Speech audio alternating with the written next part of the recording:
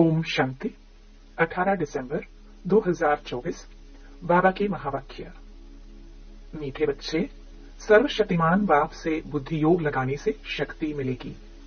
याद से ही आत्मा रूपी बैटरी चार्ज होती है। आत्मा पवित्र सतो प्रधान बन जाती है।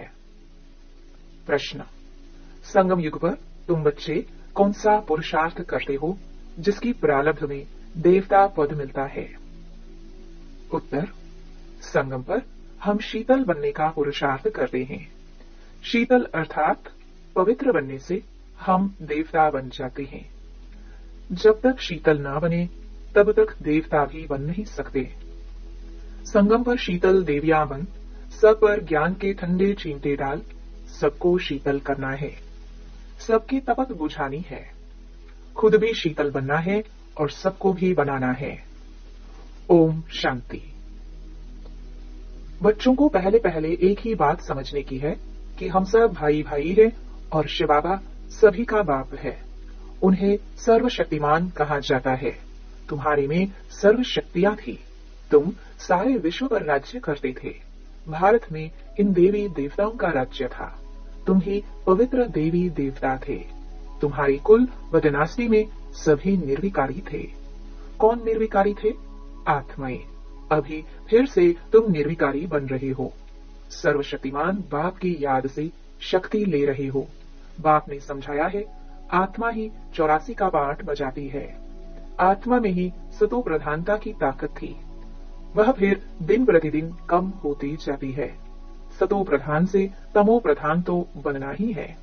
जैसे बैटरी की ताकत कम होती जाती है तो मोटर खड़ी हो जाती है, बैटरी डिस्चार्ज हो जाती है।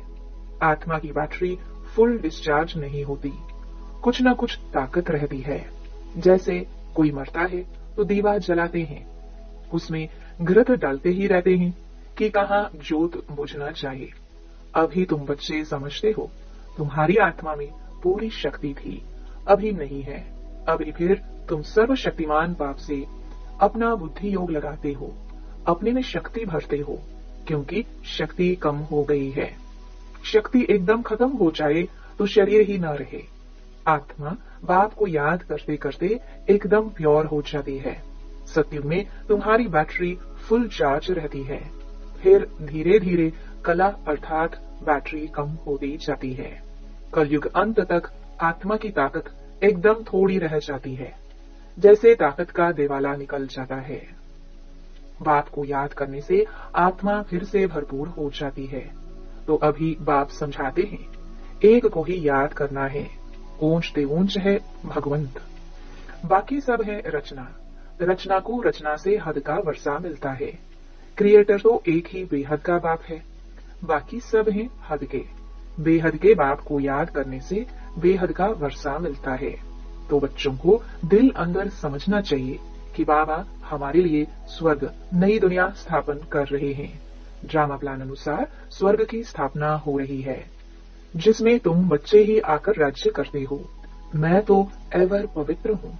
मैं कभी गर्भ से जन्म नहीं लेता हूँ, न देवी देवताओं की तरह जन्म लेता हूँ। सिर्फ तुम बच्चों को स्वर्ग की बादशाही देने के लिए जब यह बाबा 60 वर्ष की वानप्रस्थ अवस्था में होता है, तब इनके तन में मैं प्रवेश करता हूँ। यही फिर नंबर 1 तमो प्रधान से नंबर 1 सतो प्रधान बनता है। ऊंचते ऊंच है भगवान, फिर है ब्रह्मा विष्णु शंकर, सूक्ष्म वतन वासी। यह ब्रह्मा विष्णु शंकर कहाँ से आए? यह सिर्फ साक्षात्कार होता है। सूक्ष्म वतन बीच का है ना, जहाँ स्थूल शरीर है नहीं। सूक्ष्म शरीर सिर्फ दिव्य दृष्टि से देखा जाता है। ब्रह्मा तो है सफेद वस्त्रधारी, वह विष्णु है हीरे जौहरों से सजा सजाया। फिर शंकर के गले में नाद आदि दिखाते हैं। ऐसे शंकर आदि कोई हो नहीं सकता। दिखाते हैं अमरनाथ पर शंकर ने पार्वती को अमर कथा सुनाई। अभी फिर सूक्ष्म वतन में तो मनुष्य सृष्टि है नहीं, तो कथा वहाँ कैसे सुनाएंगे? बाकी सूक्ष्म वतन का सिर्फ साक्षात्कार होता है। जो बिल्कुल पवित्र हो जाते हैं उनका साक्षात्कार होता है। यही फिर सत्युग में जाकर स्वर्ग के मालिक बनते हैं। तो बुद्धि में आना चाहिए कि इन्होंने फिर यह राज्य भाग्य कैसे पाया। लड़ाई आदि तो कुछ होती नहीं है, देवताए हिंसा कैसे करेंगे? अभी तुम बाप को याद कर राजाई लेते हो, कोई माने व ना माने। गीता में भी है, देह सहित देह के सब धर्मों को भूल मामिकम याद करो। बाप को तो देह ही नहीं है जिसमें ममत्व हो। बाप कहते हैं, थोड़े समय के लिए इस शरीर का लोन लेता हूँ, नहीं तो मैं नॉलेज कैसे दूं? मैं इस झाड़ का चैतन्य बीज रूप हूँ। इस झाड़ की नॉलेज मेरे ही पास है। इस सृष्टि की आयु कितनी है, कैसे उत्पत्ति पालना विनाश होता है, मनुष्यों को कुछ पता नहीं है। वह पढ़ते हैं हद की पढ़ाई। बाप तो बेहद की पढ़ाई पढ़ाकर बच्चों को विश्व का मालिक बनाते हैं। भगवान कभी देहधारी मनुष्य को नहीं कहा जाता। इन्हों को ब्रह्मा विष्णु शंकर को भी अपने सूक्ष्म देह है, इसलिए इन्हें भी भगवान नहीं कहेंगे। यह शरीर तो इस दादा की आत्मा का तख्त है, अकाल तख्त है ना। अभी यह अकाल मूर्त बाप का तख्त है। अमृतसर में भी अकाल तख्त है। बड़े बड़े जो होते हैं वहां अकाल तख्त पर जाकर बैठते हैं। अभी बाप समझाते हैं, ये सब आत्माओं का अकाल तख्त है। आत्मा में ही अच्छे व पूरे संस्कार होते हैं। तब तो कहते हैं यह कर्मों का फल है। सब आत्माओं का बाप एक ही है। बाबा कोई शास्त्र आदि पढ़कर नहीं समझाते हैं। यह बातें भी शास्त्रों आदि में नहीं है। तब तो लोग छिड़ते हैं, कहते हैं यह लोग शास्त्रों को नहीं मानते। साधु संत आदि गंगा में जाकर स्नान करते हैं तो क्या पावन बन गए? वापस तो कोई जा नहीं सकते, सब पिछाड़ी में जाएंगे। जैसे मकड़ों का झुंड व मक्खियों का झुंड जाता है, मक्खियों में भी क्वीन होती है, उनके पिछाड़ी सभी जाते हैं। बाप भी जाएंगे तो उनके पिछाड़ी सब आत्माएं भी जाएंगी। मूल वतन में भी जैसे सभी आत्माओं का झुंड है, यहाँ फिर है सभी मनुष्यों का झुंड। तो यह झुंड भी एक दिन भागना है। बाप आकर सभी आत्माओं को ले जाते हैं। शिव की बारात गाई हुई है। बच्चे कहो व बच्चियां कहो, बाप आकर बच्चों को याद की यात्रा सिखलाते हैं। पवित्र बनने बगैर आत्मा घर वापस जा नहीं सकती। जब पवित्र बन जाएंगी तो पहले शांति धाम में जाएंगी, फिर वहां से आहिस्ते आहिस्ते आते रहते हैं, वृद्धि होती रहती है। राजधानी बननी है ना, सभी इकट्ठे नहीं आते हैं। झाड़ आहिस्ते आहिस्ते वृद्धि को पाता है ना। पहले पहले आदि सनातन देवी देवता धर्म है जो बाप स्थापन करते हैं। ब्राह्मण भी पहले पहले वही बनते हैं जिन्हें देवता बनना है। प्रजापिता ब्रह्मा तो है ना, प्रजा में भी भाई बहन हो जाते हैं। ब्रह्मा कुमार कुमारियां तो यहाँ ढेर बनते हैं। जरूर निश्चय बुद्धि होंगे तब तो इतने ढेर मार्क्स लेते हैं। तुम्हारे में जो पक्के हैं वह यहाँ पहले आते हैं, कच्चे वाले पिछाड़ी में ही आएंगे। मूल वतन में सभी आत्माएं रहती हैं, फिर नीचे आती हैं, तो वृद्धि होती जाती है। शरीर बिगर आत्मा कैसे पाठ बजाएगी? यह पाठधारियों की दुनिया है जो चारों युगों में फिरती रहती है। सतयुग में हम सो देवता थे, फिर क्षत्रिय वैश्य शूद्र बनते हैं। अभी यह है पुरुषोत्तम संगम युग। यह युग अभी ही बनता है जबकि बाप आते हैं। यह अभी बेहद की नॉलेज बेहद का बाप ही देते हैं। शिव को अपना शरीर का कोई नाम नहीं है। यह शरीर तो इस दादा का है। बाप ने थोड़े समय के लिए यह लोन लिया है। बाप कहते हैं, हमको तुमसे बात करने के लिए मुख तो चाहिए ना। मुख ना हो तो बाप बच्चों से बात भी ना कर सके। फिर बेहद की नॉलेज भी इसी मुख से सुनाता हूँ, इसलिए इसको गौमुख भी कहते हैं। पहाड़ों से पानी तो कहाँ भी निकल सकता है, फिर यहाँ गौमुख बना दिया है, उससे पानी आता है। उन्हें फिर गंगा जल समझ पीते हैं।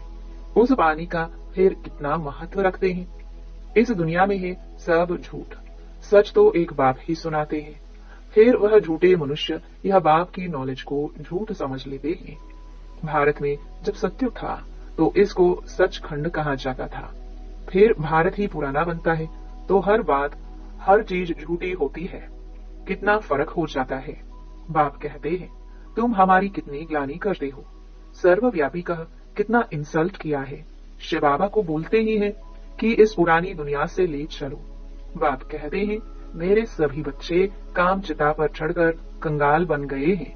बाप बच्चों को कहते हैं, तुम तो स्वर्ग के मालिक थे ना।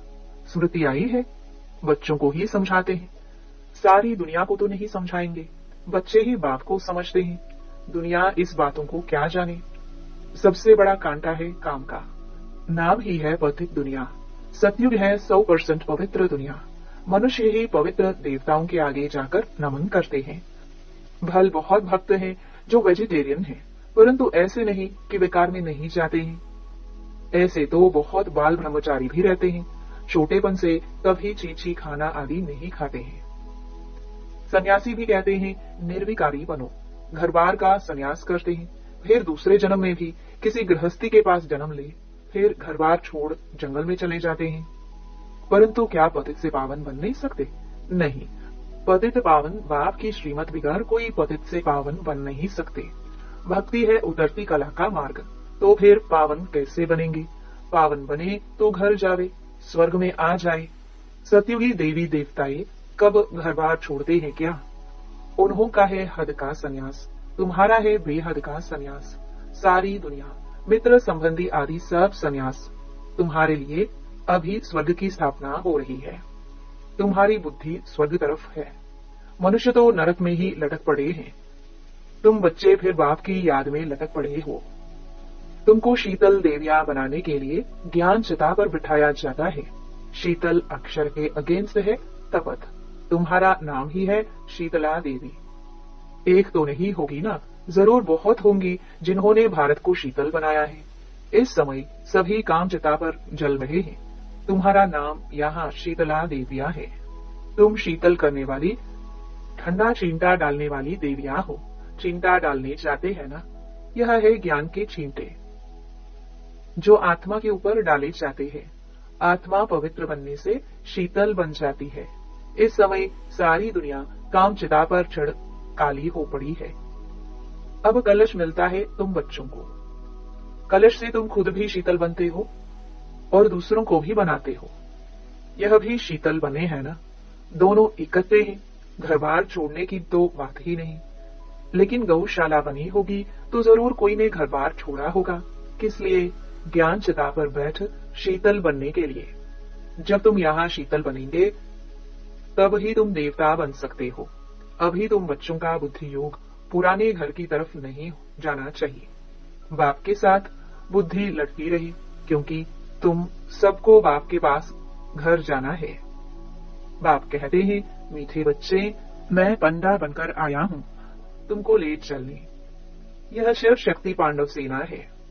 तुम हो शिव से शक्ति लेने वाली, वह है सर्वशक्तिमान। मनुष्य तो समझते हैं परमात्मा मरे हुए को जिंदा कर सकते हैं, परंतु बाप कहते हैं, लाडले बच्चे, इस ड्रामा में हर एक की अनादि पाठ मिला हुआ है। मैं भी क्रिएटर, डायरेक्टर, प्रिंसिपल एक्टर हूँ। ड्रामा के पार्ट को हम कुछ भी चेंज नहीं कर सकते। मनुष्य समझते हैं पत्ता पत्ता भी परमात्मा के हुक्म से हिलता है, लेकिन परमात्मा तो खुद कहते हैं, मैं भी ड्रामा के अधीन हूँ, इसके बंधन में बंधा हुआ हूँ। ऐसे नहीं कि मेरे हुक्म से पत्ते हिलेंगे। सर्वव्यापी के ज्ञान ने भारतवासियों को बिल्कुल कंगाल बना दिया है। बाप के ज्ञान से भारत फिर सिरताज बनता है। अच्छा, मीठे मीठे सिखिलदे बच्चों प्रति माता पिता बाप दादा का याद प्यार और गुड मॉर्निंग। रूहानी बाप की रूहानी बच्चों को नमस्ते। धारणा के लिए मुख्य सार। पहला, सूर्यवंशी में पहले पहले आने के लिए निश्चय बुद्धि बन फुल मार्क्स लेनी है। पक्का ब्राह्मण बनना है। बेहद की नॉलेज स्मृति में रखनी है। दूसरा, ज्ञान चिता पर बैठ शीतल अर्थात पवित्र बनना है। ज्ञान और योग से काम की तपत समाप्त करनी है। बुद्धि योग सदा एक बाप की तरफ लटका रहे। वरदान। ब्राह्मण जीवन में श्रेष्ठ स्थिति रूपी मेडल प्राप्त करने वाले बेगमपुर के बादशाह भव। आप सब अपनी स्वस्थिति अच्छे से अच्छी बनाने के लिए ही ब्राह्मण बने हो। ब्राह्मण जीवन में श्रेष्ठ स्थिति ही आपकी प्रॉपर्टी है। यही ब्राह्मण जीवन का मेडल है। जो यह मेडल प्राप्त कर लेते हैं वह सदा अचल अडोल एक स्थिति में रहते, सदा निश्चिंत बेगमपुर के बादशाह बन जाते हैं। वे सर्व इच्छाओं से मुक्त इच्छा मात्रम अविद्या स्वरूप होते हैं। स्लोगन, अटूट निश्चय और फलक से कहो, मेरा बाबा तुम्हारा समीप भी नहीं आ सकती। ओम शांति।